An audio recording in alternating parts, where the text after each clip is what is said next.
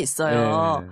그런데 저는 진짜 허지웅이 용서가 안 돼. 아, 거긴 얘기도 하지 마세요. 재미없어, 아니, 교수님. 왜 용서가 우리가 여기에 이거 편집해보라. 올릴 거리도 안 돼, 걔는. 저는 허지웅이 정치적인 발언을 못하도록 싹을 잘라야 된다고 생각해요. 이번에 또 나와요? 그 SBS에 그 나오는 걸로. 사회 연재 하는데? 네, 나오는 걸로 SBS 나오더라고요. 그런데 왜 저는 허지웅은 이런 정치적 발언의 기회를 주면 안 된다고 생각하냐면 저는 시민 블랙리스트에 올려야 된다. 허지웅을. 네, 왜 그러냐. 허지웅이 대표적으로 그 일베와 친노가 똑같다라고 주장하는 사람이에요. 근데 일베는 사실 우리나라니까 이상한 대통령이니까 이게 합법 사이트로 남아있고 처벌을 받지 않지 예. 독일 같은 나라였으면요 벌써 혐오 발언으로 처벌받았어요. 아하. 그 우리나라도 혐오 발언을 처벌하는 혐오 발언 금지법이 지금 입법 예고돼 있어요. 그러니까 뭐냐면은 의미가 있네. 그 자신이 그냥 편집할 일이 아니네 이게. 그렇죠. 자신이 선택할 수 없는 뭐 인종이나 지역이나 뭐 연령이나 성이나 수 없는 거 아니에요. 그렇죠. 이런 걸로 인해서 비하 발언을 하면 안 되는데 네네. 일베는 기본적으로 그런 거를 비하하거든요. 그리고 거의 천륜을 무시한 발언을 하는 게 일베잖아요. 그러니까 다른 선진국 같았으면 이 사이트가 지금까지 남아있을 수도 없고 이미 폐쇄됐고 그다음에 그 사람들은 발언한 사람들 다 처벌받아야 되고. 법적으로 처벌받죠. 그러니까 예를 들면 뭐 히틀러를 옹호한다든지 또는 뭐 히틀러가 했던 일을 뭐 미화하려고 한다든지 또는 이렇게 물타기를 한다든지 이래도 다 법적으로 처벌받아요. 그런데 일베라는 거는 이거는 범법행위거든요. 우리 지금 아직 혐오 발언 처벌법이 없어서 그런데 그럼에도 불구하고 상당히 많은 명예훼손과 잘못된 정말 오죽하면 일베충이라 그러겠어요. 그런데 노사모와 친노와 일베가 똑같다라고 주장하는 게 허지웅이고요. 그다음에 제가 우리 아버지, 친정 아버지가 이런 발언을 하셨다라고 트윗에 썼는데 그 발언을 누가 쌍욕을 했어요. 그래서 제가 그 사람한테 항의를 한 그 트윗을 가지고 친노는 이렇게 갈등적이라고. 그러니까 제가 먼저 공격한 것도 아니고 공격을 당한 것에 대해서 방어를 한 건데 그거를 친노가 공격적이고 갈등적인 그 하나의 예로서 그걸 딱 쓰는 거예요. 그래서 제가 그게 아니다. 이 사람이 먼저 나를 심한 말로 우리 아버지를 공격했기 때문에 나를 공격하는 건 그래도 좀 참아도 내 아버지를 공격하는 건 못 참잖아요. 그래서 항의를 한 거다라고 했으면 자기가 사과를 해야 되잖아요. 그렇죠. 그 사람들의 특징이 일체 사과를 안 한다는 거예요. 그러고선 어쨌든 트윗에서 견딜 수가 없어가지고 트윗계를 떠났는데 저는 이런 사람은 절대 정치적 발언을 하도록 허용하면 안 된다. 왜? 영화는 자기 전문성이 있으니까 뭐 해도 괜찮아. 하지만 전문가가 아니잖아요, 정치적. 전문가가 아닌데 범죄적인 발언을 한 거거든. 친노랑 일베가 똑같다는 건. 그리고 적대적 공생관계라고 했는데 노사모는요. 일베가 없이 탄생한 조직입니다. 신자파 조직이에요. 그리고 매우 바람직한 조직이에요. 이 자발적 결사체. 그런데 허지웅이 공격을 받은 거는 친노를 또는 광노현 교육감을 사실도 잘 모르고 부당하게 공격을 하니까 자기가 공격을 받은 거지. 가만히 있는데 공격을 친노들이 한 게 아니거든요. 그런데 자기가 잘못한 건 생각지 않고 둘이 공격하는 게 똑같으니까 적대적 공생관계다 그랬는데 적대적 공생관계는 지금 우리나라의 그 새누리당과 소위 말해서 구자파 이런 게 적대적 공생관계죠. 20세기 좌우 또는 새누리당과 북한 서로 없으면 안 되는 관계잖아요. 이게 적대적 공생관계인데 노사모는 일베가 없이 탄생했고 일베가 사라져도 건재할 거예요. 그렇죠.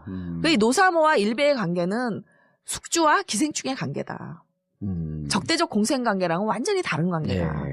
그런 점에서 저는 알겠습니다. 정치적 발언을 금지해야 될 사람으로서 블랙리스트에 꼭 올리고 싶은 게 시민 허지웅입니다. 블랙리스트. 근데 저는 교수님은 올리시고요. 저는요. 그런 애송이들은 상대하고 싶지도 않아요. 그런데 어쨌든 그 사람에게 정치적 발언의 기회가 가고 또 그 사람에게 환호하는 사람들이 있으니까 굉장히 위험하죠. 이런 사람이 그런 발언을 계속하는 거. 저는 그렇게 뿌리와 그러니까 이런 거예요. 처음에는 자기가 마치 그 진보 진영에 한 농객처럼 시작을 했거든요. 근데 지금 어떻게 합니까? 쭉 결국 가면서 진보 진영의 농객이라고 하는 것은 자기의 정체성이거든요. 삶의 진정한 모습인데 지금은 어떤 한 농객이라고 보기보다는 그냥 평론가란 타이틀을 쓰고 연예인이 된 거예요. 그냥 엔터테이너가 된 거예요. 그러니까 그 사람의 삶은 대중들에게 그 정도 영향력이 있는 거지 본질적 영향력을 주지 않고 한쪽으로 틀어지기 때문에. 우리 사회는 요새 네. 연예인들의 영향력이 더 크잖아요. 그죠. 사실 저는 그 커요. 사람은 그렇게 되지 않으려고 봐요. 아니 물론 그렇지만 네. 그래도 어떤 정치적 스피커가 가는 거는 위험한 일이다. 왜냐하면은 이명박과 노무현이 똑같다 이러는 사람이거든요. 대표적으로. 거기에다가 그 사람을 정치적 패널로 해갖고 대선 토론을 하는 그 방송국이 정신이 나간대죠. 그러니까 그 네. 얘기가 매우 그 부적절하다는 방송국이 얘기를 정신이 나간대지. 하고 싶은 거예요. 그럼요. 네. 알겠습니다.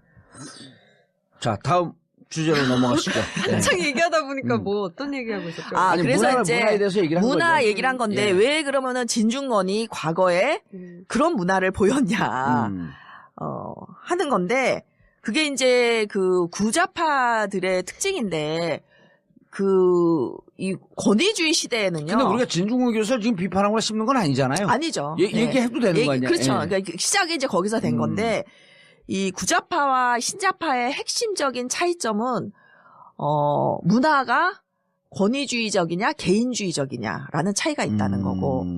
그러니까 권위주의적인 거는 어디서 오는 거냐면은 집단주의에서 오는 거예요, 사실.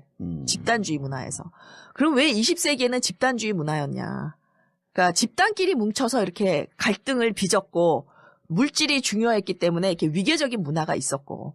그리고 우리가 이제 보통 집단주의가 어디가 제일 세요, 이 집단주의 문화가. 군대야. 예. 어떻게 알았어, 그거? 군대 갔다 왔어? 눈치. 군대일 것 같더라고요. 눈치는, 와. 그러니까 완전히 잔머리는 비상해, 진짜. 상명하복. 예. 이렇잖아요. 우리가 전통 사회를 가보면 우리가 자연재해에 맞서서 먹고 살아야 됐기 때문에 사실 그 마을에 리더가 있으면 일률적으로 복종하는 네. 그런 집단주의 문화가 발전돼 있거든요. 그래서 이 문화가 20세기까지 이어졌던 거죠. 네. 그래서 집단주의 문화는 기본적으로 위계적이고 물질주의를 중시하고 물질주의를 중시한다는 것은 아직 안전하지 않다는 거예요. 물질의 빈곤으로부터 또는 전쟁으로부터 안전하지 않기 때문에 이 물질주의자가 되는 거거든요. 그러니까 이들에게 있어서는 권위주의가 굉장히 중요하고 집단주의가 중요해요. 내 집. 일사불란한 명령체계. 그렇죠. 명령체계. 그러니까 그게 안심이 되고 조직의 일원일 때 안심이 되고. 군대도 물질로부터의 불안함이 아니라 적으로부터의 불안함이기 때문에 그렇죠. 일사불란한 명령체계가 없으면 언제든지 우리가 선멸을 당할 수 있고 공격을 당할 수 있고 이런 불안함이 있는 거 아니에요? 맞아요. 그렇죠. 저 요즘에 되게 열심히 보는 미드 있는데 미국 드라마 워킹데드라고 아세요? 예, 그냥 계속 보세요. 좀비 나오는 건데 거기에 나오는 모든 집단들이 다 약간 집단주의 형태를 띠고 있는 것 같아요. 되게 좀비가 권위주의적이고. 집단주의인 건 또 이상하다. 좀비 말고 좀비에 대항하는 좀비에 세력. 대항하는 네, 예. 살아남은 두려움이 있으니까 생존자들. 두려움에 대항하기 위해서는 확실한 명령체계가 그게 필요한 또 거지. 기본적으로 이 끼워 왕따는요, 집단주의에서 나오는 문화예요. 왕따가. 집단에 적응 못하는 사람 하나를 이렇게 벌을 주는 게 예. 사실. 그러니까 집단에 적응 못하는 그 왕따들이 쭉 모인 게 이른바 신자파들이. 신자파 아니에요. 그렇게 되는 거구나. 그러네. 그러니까 개인주의자들. 예, 개인주의자들. 그러네. 예? 그 다음에, 야, 우리가 저쪽에서 왕따 당했는데 집단주의에 적응 못한 건 집단주의는 상하 명령체계인데 우리 명령체계 필요 없어. 우린 평등한 소통. 그리고 하고 싶은 얘기 다 해. 집단을 무시하는 거죠. 집단 무시하고. 예. 또 누가 요거만 딱 따갖고, 친노는 왕따의 집합체. 이러고 쓰겠네. 그렇구나. 재밌네. 네, 딱 진짜 재밌네요. 가기 쓰네, 이제. 그러니까 이 서구에서는요, 학교에서도 왕따가 그렇게 심하지 않아요. 개인주의 문화이기 때문에. 제일 그 왕따 하면 제일 위험하게 생각을 해요. 그렇죠. 근데 왕따가 심한 게 이제 이 집단주의 문화가 있는 곳이거든요. 그러니까 우리가 군사 독재 정권의 잔존, 권위주의 문화, 독재 문화 이런 건 하나의 집단주의거든요. 예, 예. 그것에 이런 잔존이 남아 있는 것이 우리가 뭉쳐서 누구 하나를 몰아내는. 그렇죠. 아. 근데 이제 이 군사 독재에 맞서 싸우면서 이 엘리트 학생 운동권들도 또 만들어지는 거야. 똑같이 권위주의적인 체제로 맞서 싸워왔다는 거죠. 그러니까 김대중 대통령도 어떻게 보면 그 권위주의적인 리더였어요. 그렇죠. 왜냐면은 박정희 권위주의와 맞서 싸우려니까 효과적이거든요. 권위주의가 사실은. 오히려 김대중 대통령하고 김영삼 대통령 둘을 보면요. 신좌파적 성향은 김영삼 대통령이 더 있었어. 왜냐면 소통을 중시했거든.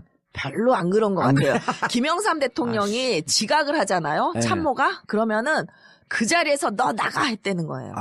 못 들어왔대요. 그럼 엄청 권위주의. 굉장히 권위주의적이죠. 네. 근데 노무현 대통령 때는 제가 지각을 한 적 있어요. 딱 한 번. 네. 근데 그날 행사가 없다 그래서 제가 진짜 좀 늦잠 좀 자려고 1시간 잤는데 네.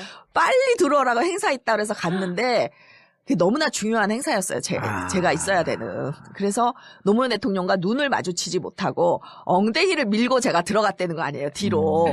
그래서 딱 앉아서 대통령과 눈이 딱 마주쳤는데 네. 대통령이 빵긋 웃으시는 거예요. 저는 화내실 줄 알았어요. 그건 권위주의 문화네. 화내는 건 일종의. 그렇죠. 근데 그 무안해해서 제가 고개도 못 들고 엉덩이를 밀고 들어가서 딱 들었는데 대통령과 눈이 딱 마주쳤는데 빵긋 웃으시는 거는 괜찮아. 지각할 수도 있지. 이런 네. 문화잖아요. 네. 그러니까 노무현 대통령은 진짜 타인에게 그 인자했거든요. 그리고 그러니까 불의에는 공적인 일에 굉장히 분노했지만 사적으로는 너무 엄격함이 없으셨어요. 다 이해하고 다 용서해. 그게 있어요. 네. 그런데 저는 진짜 허지웅이 용서가 안 돼. 거긴 얘기도 하지 마세요. 재미없어, 교수님. 왜 그리고 용서가 우리가 여기에 이거 편집해보라. 올릴 거리도 안 돼, 걔는. 저는 네. 허지웅이 정치적인 발언을 못하도록 싹을 잘라야 된다고 생각해요. 이번에 또 나와요? 그 SBS에 그 나오는 걸로 사회 연재 하는데? 예, 나오는 걸로 SBS 나오더라고요. 그런데 왜 저는 허지웅은 이런 정치적 발언에 기회를 주면 안 된다고 생각하냐면 저는 시민 블랙리스트에 올려야 된다. 그냥 자신이 편집할 일이 아니네, 이게. 그렇죠. 자신이 선택할 수 없는 뭐 인종이나 지역이나 뭐 연령이나 선택할 수 성이나 없는 거 아니에요. 그렇죠. 이런 걸로 인해서 비하 발언을 하면 안 되는데 네. 일베는 기본적으로 그런 거를 비하하거든요. 그리고 거의 천륜을 무시한 발언을 하는 게 일베잖아요. 그러니까 다른 선진국 같았으면 이 사이트가 지금까지 남아있을 수도 없고 이미 폐쇄됐고 그다음에 그 사람들은 발언한 사람들 다 처벌받아야 되고. 법적으로 처벌받죠. 그러니까 예를 들면 뭐 히틀러를 옹호한다든지 또는 뭐 히틀러가 했던 일을 뭐 미화하려고 한다든지 또는 이렇게 물타기를 한다든지 이래도 다 법적으로 처벌받아요. 그런데 일베라는 거는 이거는 범법행위거든요. 우리 지금 아직 혐오 발언 처벌법이 없어서 그런데 그럼에도 불구하고 상당히 많은 명예훼손과 잘못된 정말 오죽하면 일베충이라 그러겠어요. 그런데 노사모와 친노와 일베가 똑같다라고 주장하는 게 허지웅이고요. 그다음에 제가 우리 아버지 친정 아버지가 이런 발언을 하셨다라고 트윗에 썼는데 허지웅을 허지웅을. 왜 그러냐. 허지웅이 대표적으로 그 일베와 친노가 똑같다라고 주장하는 사람이에요. 근데 일베는 사실 우리나라니까 이상한 대통령이니까 이게 합법 사이트로 남아있고 처벌을 받지 않지 독일 같은 나라였으면요 벌써 혐오 발언으로 처벌받았어요.